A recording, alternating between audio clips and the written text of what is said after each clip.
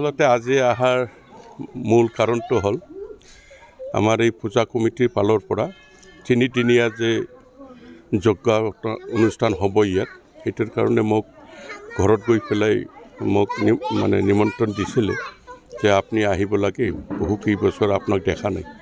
তেতিয়া মই কথা দিছিলোঁ যে না, এইবাৰ তিনিদিনীয়া প্ৰগ্ৰামত তিনিদিনেই থকাৰ কাৰণে মই চেষ্টা কৰিম, আৰু থকাটো খাটাং, মই থাকিমেই, মই কথা দিছিলোঁ।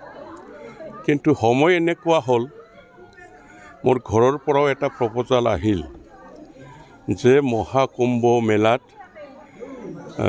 মাঘী পূৰ্ণিমা তিথিত স্নান কৰিলে বহুত উপকাৰ হয়, মাৰ আশীৰ্বাদ পায়, গংগা দেৱীৰ আশীৰ্বাদ পায়। গতিকে মহাকুম্ভ মেলাত আমি 12 তাৰিখ মাঘী পূৰ্ণিমাৰ দিন তাত গা ধোৱাৰ কাৰণে যাব লাগে, ঘৰ মেলাত স্নান কৰাৰ কাৰণে যাম।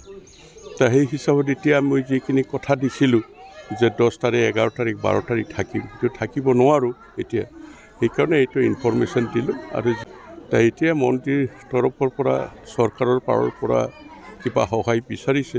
মই সুধিছিলোঁ যে কি পাইছে, কিন্তু ইতিমধ্যে কৈছে যে অসম দৰ্শনৰ পৰা 10 লাখ টকা পাইছে। শুনি পেলাই খুব ভাল লাগিল, আৰু বিটিআৰ চৰকাৰৰ পৰাও কিবা এটা পাব বুলি আশা কৰি আছে।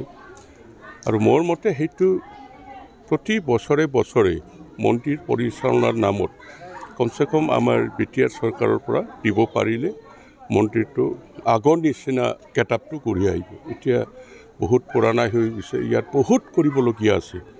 গতিকে সেইখিনি সুযোগ পালে মই নিশ্চয় আমাৰ বিভাগীয় কৰ্তৃপক্ষসকলৰ লগত আলোচনা কৰিম। এতিয়া স্নানঘাটতো ইতিমধ্যে অসম দৰ্শনৰ পৰা 10 লাখ টকা দিছেই, কিন্তু নতুনকৈ এতিয়া এটা দিয়াৰ পিছত আৰু এটা দিব পাৰে নে নোৱাৰে, সেইটো নমছত পৰে না নপৰে, এই বিষয়ে মই জ্ঞাত নহওঁ। চৰকাৰক মই অৱগত কৰাম আহিছোঁ যেতিয়া।